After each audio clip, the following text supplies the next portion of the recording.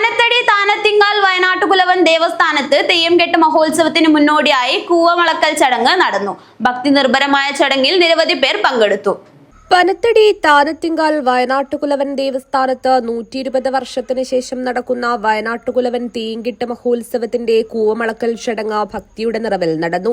താനംപുരക്കാരൻ പ്രശാന്ത് താനത്തിങ്കാൽ കൂവമളന്നു. ചെറുപനത്തടി പാണ്ഡ്യാലക്കാവ് ദുർഗാ ഭഗവതി ക്ഷേത്രത്തിന് സമീപമുള്ള കോവിലകം വയലിൽ ആഘോഷ കമ്മിറ്റിയുടെ നേതൃത്വത്തിൽ കൃഷി ചെയ്ത നെല്ലാണ് കൂവമളക്കൽ ചടങ്ങിനായി ഉപയോഗിച്ചത്.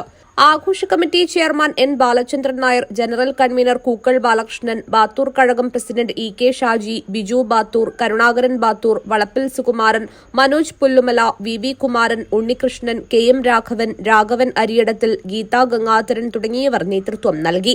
തുടർന്ന് അടയാളം കൊടുക്കൽ ചടങ്ങും നടന്നു. ഭക്തർക്ക് അന്നപ്രസാദവും നൽകി. മാർച്ച് 21, 22, 23 തീയതികളിലാണ് തെയ്യംകെട്ട് മഹോത്സവം നടക്കുക.